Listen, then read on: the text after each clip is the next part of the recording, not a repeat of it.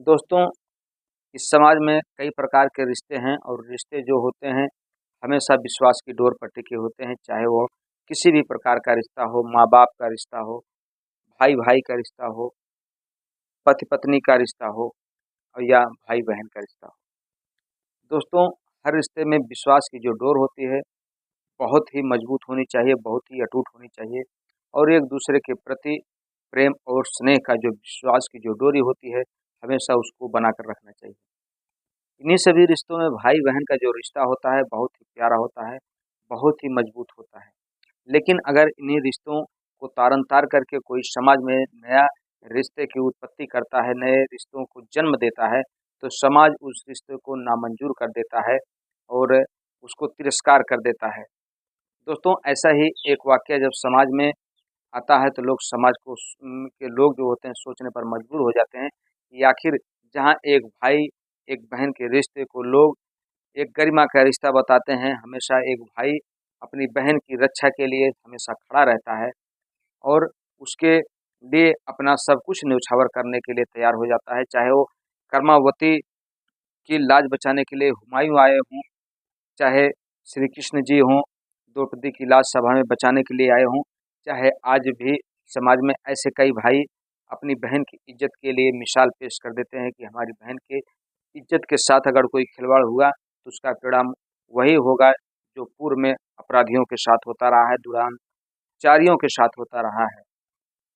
दोस्तों, आज की जब घटना आप भी सुनेंगे तो आप भी अपने दाँतों तले उँगली दबा लेंगे कि आखिर समाज में ऐसे-ऐसे लोग भी ऐसे-ऐसे समाज में पागलपंथी के लोग भी जी रहे हैं जो कि इस गरिमा को, इस पावन रिश्ते को तारन-तार कर देते हैं।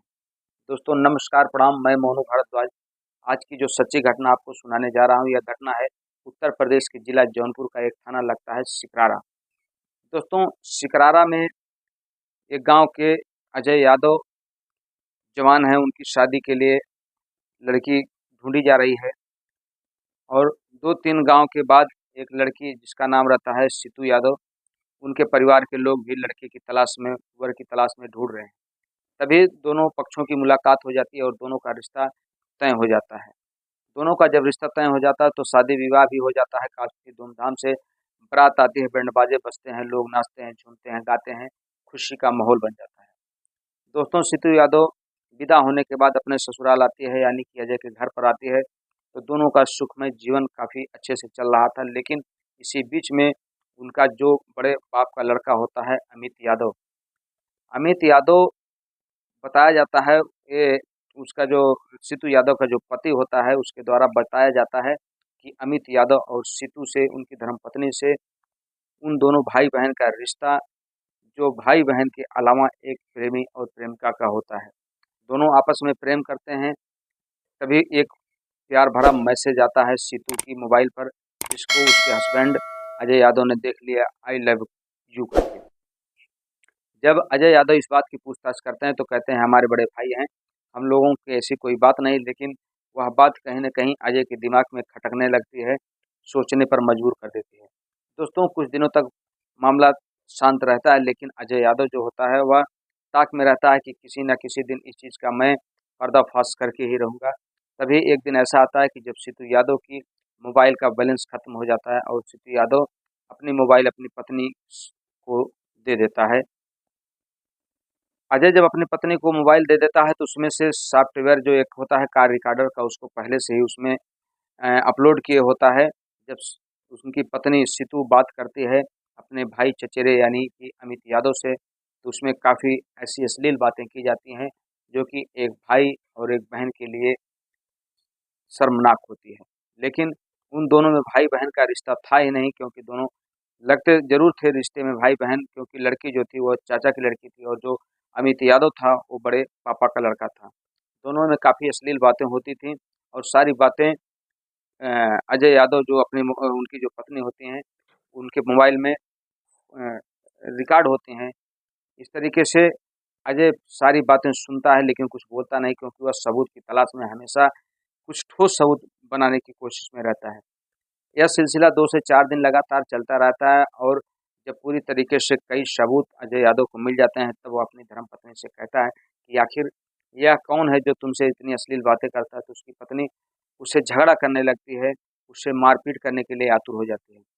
दोस्तों वह बेचारा सीधा साधा पति तभी अपने ससुराल फ़ोन करता है, लेकिन अमित यादव के जो पिताजी होते हैं वो बताते हैं, बेटा तुम्हारी ज़िंदगी जो है नर्क से भी ज़्यादा खराब होने वाली है, क्योंकि तुम तुरंत जा कर के अपने निजी नज़दीकी थाने में रिपोर्ट कराओ और तुम्हारे साथ कुछ अनहोनी होने वाली है। दोस्तों तभी जब इस बात की जानकारी परिवार वालों को होती है, अमित के घर वालों को, तो अमित एक दिन चुपके से सीतू के बताए हुए स्थान पर जाता है और उससे भागने की पूरी जो प्लानिंग होती है उसको बता करके निकल लेता है।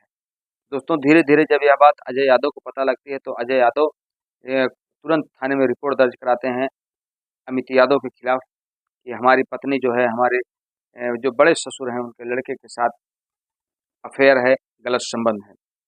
दोस्तों जब पुलिस प्रशासन की टीम इस चीज़ को गंभीरता से नहीं लेती है, तभी एक दिन ऐसा आता है कि जब अमित यादव और अजय यादव की पत्नी सीतू यादव दोनों घर से फरार हो जाते हैं। फरार होने के बाद जब अजय को इस बात की जानकारी होती है, जानकारी के बाद वह बेचारा थका-हारा जाता है पुलिस प्रशासन की टीम से, अपनी आपबीती सुनाता है और एफआईआर दर्ज करने की अपील करता है। दोस्तों अगर पुलिस प्रशासन की टीम थोड़ा-सा गंभीरता से इस मामले को ली होती तो शायद उसका बसा-बसाया घर बच सकता था, लेकिन अब वह बेचारा पति जो कि बिल्कुल लाचार है, बहुत ही दयालु किस्म का है, बहुत ही सुशील है।